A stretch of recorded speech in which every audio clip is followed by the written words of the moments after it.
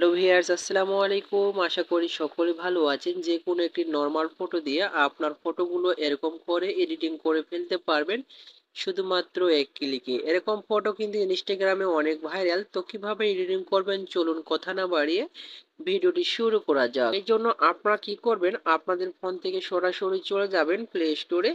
Play স্টোরে যাওয়ার পরে এখানে সার্চ বক্সে ক্লিক করবেন। সার্চ বক্সে ক্লিক করার পর এখানে আপনারা এই লেখাটি লিখে সার্চ করবেন, ঠিক আছে? এই লেখাটি লিখে সার্চ করার সাথে সাথে আপনাদের সামনে অ্যাপ্লিকেশনটি চলে আসবে। অ্যাপ্লিকেশনে আপনার লোগোটি ভালোভাবে লক্ষ্য করে দেখে আপনারা এটা ইনস্টল করার পর ওপেন করে নেবেন। ওপেন করার ঠিক এরকম একটা ইন্টারফেস চলে আসবে। তো এখানে আপনারা আপনাদের কিছু ব্যাকগ্রাউন্ড প্রয়োজন হবে। এই ব্যাকগ্রাউন্ডগুলো আপনারা কি করবেন, এখানে দেখতে পাচ্ছেন নিচে যে সার্চ বক্স রয়েছে, এই সার্চ বক্সে ক্লিক করে এখানে আপনারা ব্যাকগ্রাউন্ড যদি লিখে দেন তাহলে কিন্তু এখানে হাজার হাজার কিন্তু ব্যাকগ্রাউন্ড চলে আসবে। সেই ব্যাকগ্রাউন্ডগুলো এখান থেকে আপনারা ডাউনলোড করে নেবেন। ডাউনলোড করা হয়ে গেলে এখানে আপনারা দেখতে পারবেন যে প্লাস আইকন রয়েছে, এই প্লাস আইকনে জাস্ট একবার ক্লিক করে দেবেন। ক্লিক করার পর দেখতে পাচ্ছেন মাঝখানে এখানে অপশনটি, এই অপশনটির ওপরে জাস্ট একবার ক্লিক করে দেবেন।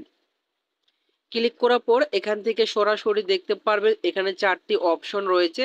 এখান থেকে আপনারা গ্যালারি যে অপশনটি রয়েছে এখানে ক্লিক করবেন। ক্লিক করার পর এখান থেকে আপনাদের একটি ব্যাকগ্রাউন্ড সিলেক্ট করে নিতে হবে, ঠিক আছে? তো এখান থেকে আমি একটি ব্যাকগ্রাউন্ড সিলেক্ট করে নিচ্ছি। ব্যাকগ্রাউন্ডটি সিলেক্ট করা হয়ে গেলে দেখতে পারবেন উপরে অ্যাড অপশন রয়েছে, এই অ্যাড অপশনে জাস্ট একবার ক্লিক করে দেবেন।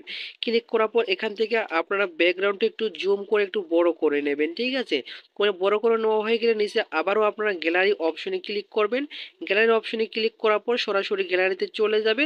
যে ফটোটি আপনি এডিটিং করতে চাচ্ছেন সেই ফটোটি থেকে এখানে আপনারা সিলেক্ট করে নেবেন। ফটোটি সিলেক্ট করা হয়ে গেলে এখানে আপনারা দেখতে পারবেন এরকম একটা ইন্টারফেস আপনাদের সামনে শো করবে। তো আবারও আপনারা কি করবেন, উপরে দেখতে পারবেন যে অ্যাড অপশন রয়েছে, এই অ্যাড অপশনে ক্লিক করার সাথে সাথে ফটোটি কিন্তু অ্যাড হয়ে যাবে। এরপরে আপনারা কি করবেন, এই ফটোটি আপনারা অ্যাডজাস্ট করে বসিয়ে নেবেন, ঠিক আছে?